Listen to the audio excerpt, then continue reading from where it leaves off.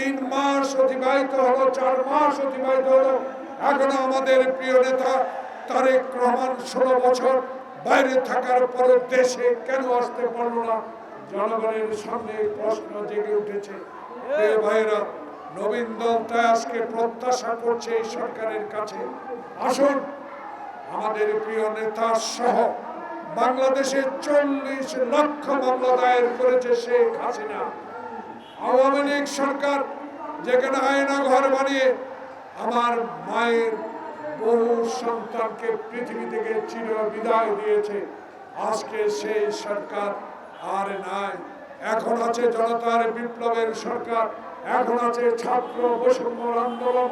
যেই ছাত্ররা 2000-এর উপরে রক্ত দিয়ে বাংলাদেশের কথা বলার অধিকার ফেরত দিয়েছে, আমার ভাইদেরকে কথা বলার অধিকার দিয়েছে, এই সরকারের বিরুদ্ধে এখন কথা বলার সময় নয়।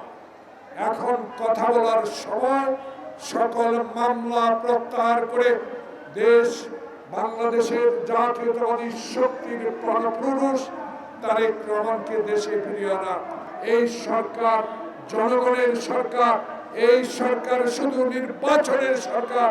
এই সরকার একটা নির্বাচনী ম্যাপ ঘোষণা করতে হবে, যে নির্বাচনের মধ্য দিয়ে জনগণের প্রত্যাশা পূরণ হবে, জনগণ নির্ভয়ে ভোট কেন্দ্রে গিয়ে তার মনোনীত প্রার্থীকে নির্বাচিত করতে পারবে, এমন একটি সরকারের প্রয়োজন এই মুহূর্তে।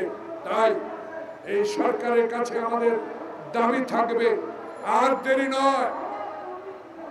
দেরি মানে ষড়যন্ত্র আবার বেড়ে উঠবে, দেরি করা হলে আবার ষড়যন্ত্রকারীরা রাস্তায় নেমে পড়বে, দেরি করলে আবারও ভারত আবার ষড়যন্ত্রের রূপ ধারণ করে শেখ হাসিনাকে যেভাবে আশ্রয় দিয়েছে, সেখান থেকে আবার ষড়যন্ত্র শুরু হতে পারে।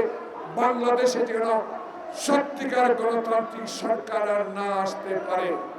তাই তত্ত্বাবধায়ক ইন্টারিম গভর্নমেন্ট, অন্তর্বর্তীকালীন সরকার, আমরা আপনাদেরকে সমর্থন জানাই। এই সমর্থনের অর্থ এই নয় বাংলাদেশে নির্বাচন বিলম্বিত হবে, আবারও সমস্যার সৃষ্টি হবে, তাই সংস্কার করুন, আমাদের আপত্তি নাই। এমন সংস্কার করবেন না যে সংস্কারে দেশে নির্বাচন দেরি হতে পারে। এমন সংস্কারের প্রয়োজন নাই যে সংস্কার জনপ্রতিনিধিরা করতে পারবে।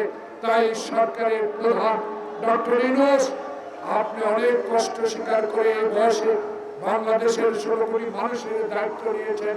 সেই দায়িত্ব দিয়েছে ছাত্র জনতা, সেই দায়িত্বের অক্ষরে অক্ষরে আপনি পালন করে যাচ্ছেন। আপনার বিরুদ্ধে আমাদের কোনো অভিযোগ নয়, কিন্তু বাংলাদেশের মানুষ বলা শুরু করেছে।